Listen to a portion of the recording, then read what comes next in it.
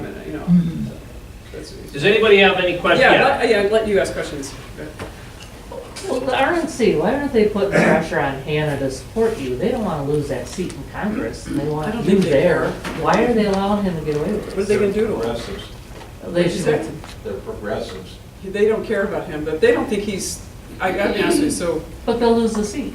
They don't want to lose the seat. It's- no, they don't wanna lose the seat, but they don't think Hannah's, Hannah endorsing Hillary, he's the only person in the country that endorses Hillary. So, right now, the only sitting member of the House to endorse Hillary, I mean, some of them have said they're not gonna support her, but they haven't endorsed her. He is out. By the way, just so you know, he bought a house in Virginia Beach in December, and he's got plans. Mhm. Kind Well, of again, like I think for people that follow this, right, 2 years ago, Sherry when, Bullard. 2 years ago when Claudia primaried Hannah, a lot of folks in the Republican Party accused Claudia of being a disloyal Republican, and her argument was, this guy's not really a Republican. Well, now 2 years down the road, once again, Claudia's right. He's not a real Republican, he's supporting Hillary, right? And he's doing everything he can do to undermine a Republican successor. So people that follow it, the primary voters, knew that and chose Claudia over Wells. But in the general election, you got a different demographic. Yeah, I mean, I think the thing with Richard that I would just call him duplicitous. I mean, that's really what he is, because it's not so much like I have Democratic friends in the Assembly who I respect because they really believe in their views and and I respect that for them. But Richard is out there. He knows he can't win the seat unless he's a Republican, so he's using the position to get. And this is why I see that with Babinec. Kim Myers is a Democrat. That's who she is. She knows she can't win this as a Democrat, but she keeps talking about reaching across the aisle, and I'm really just common sense. And when people say stuff like that, they don't want you to know what they really are. And I think that they're hiding that. And so to me, Richard is really, whatever the Chamber of Commerce wants, for example. They're big globalists. They love Common Core, and they like, making money, and open borders and amnesty, and all those good things. And so Richard, whatever the Chamber of Commerce wants, that's what Richard Hand is. If it's some group over here, then that's, I don't really think he stands for really anything. I don't think he has a core. I think he's just, wherever that he's gonna get the support and the money. So to your question though, it's really funny. They have this event where they call it the Young Gun. So I'm a young gun, even though I look a little old to be a young gun. There was somebody older that was a young gun though. He was in his 60s. He was a retired Marine general who's out in Michigan running.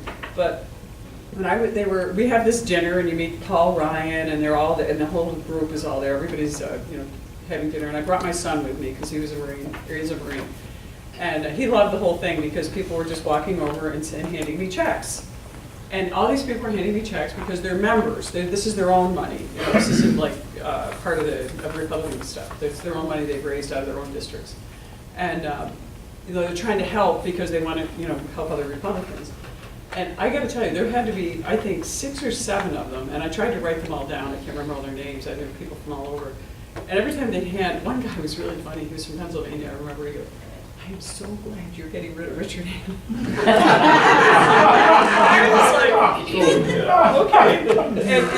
And it's not that, look, we have to work with Democrats. I look at nobody, obviously, I'm looking at John. You got to work with Democrats, and that's the nature of the game. That's fine. You don't have to surrender. You don't have to denigrate our side, and that's what Richard does. Is he goes out and he says stuff like, "Well, the Republicans are bad people," or "Women should give their money to the Democrats," or he says things like that. And so, guess what happens when you do that? When you criticize your own colleagues, they run commercials against you all over the country, saying, "Well, look at this Republican, Richard Hanna, said this, so you guys must be bad people. He's one of your own. He knows how bad you are." And so that's the kind of stuff that they. It's one thing, Democrats don't cross the line as much as really in that case. And if I were a Democrat and they were running around throwing our brand under the bus, look, that's what we are. I get elected, I'm the standard bearer for the Republican Party because the rank and file Republicans are the people who elected me there. But once you get elected, you obviously represent everybody. In the Assembly, I represent everyone in my district, and we work really hard. I don't ask anybody what party you're in or any of that. We represent everyone. But one thing that we all should be doing is we should be making sure that our oath to uphold the Constitution is sound, that we're doing that. And I have a problem voting for the New York State budget because it's unconstitutional. And I've been criticized, Richard goes, oh, she doesn't support nanotech, or she doesn't support this, she doesn't support that. We can't go into a budget cycle and vote, to me, and I can't, in good faith, in my estimation of the Constitution of New York, I can't vote for that budget because it's a direct violation of Article 7. Article 7 governs the budget in New York State, and I've read through it over and over, and it's just the way that Andrew Cuomo and the way they shove it down your throat, and the way you just and do it with that message of necessity. So you got to vote in the middle of the night. You don't get a chance to read it. I can't walk back and look to people who vote for me, who are looking for the truth and looking for someone who's not going to just do what everybody else does, and make sure we do the right thing. I mean, sometimes everybody does the right thing, but not always. And I think that's the issue. I mean, that's where I have to draw the line there. On the federal side, they do things that are questionable too. I mean, we're going to see, they're not going to be happy when I'm not going to just vote with the Republicans because they're Republicans. And I've made that very clear, my conversations with them. And they understand there's a lot of people who feel the same way. And that's, you do have to come to a compromise, but I don't want to compromise the Constitution. I just feel like I can't do that. Not with all the work we put in.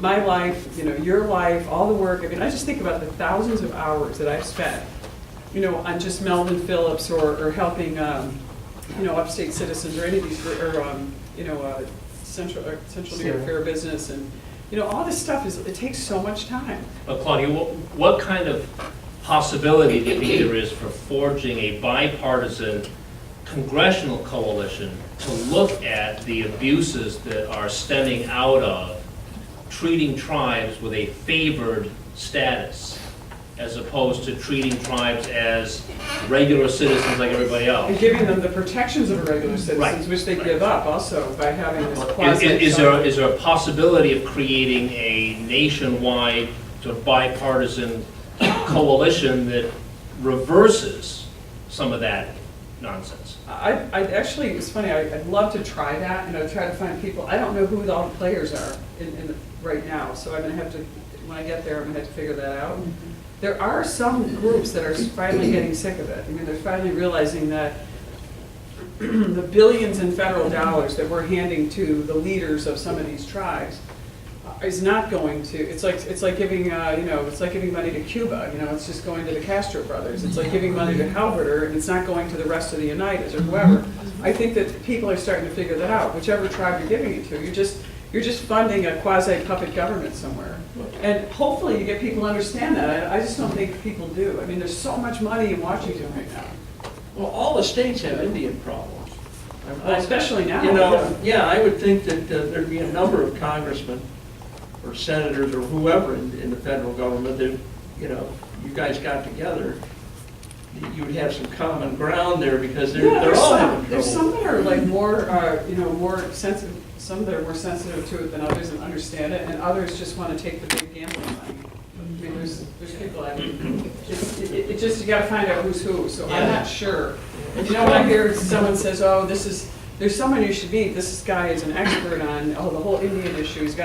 He's in Minnesota, and you should talk to him." And then I find out he's kind of like, Somali. he's one of ours. He's like having Sherry Bollard all over again. Yeah. Yeah, go ahead. What happened with the deal with Kim Rogers or Dick's Sporting Goods that Cuomo was gonna There's bribe gonna them be with the all that money? Mario project, they're calling it. Isn't that It's still conflict of happening. interest? How is she running and taking all that money?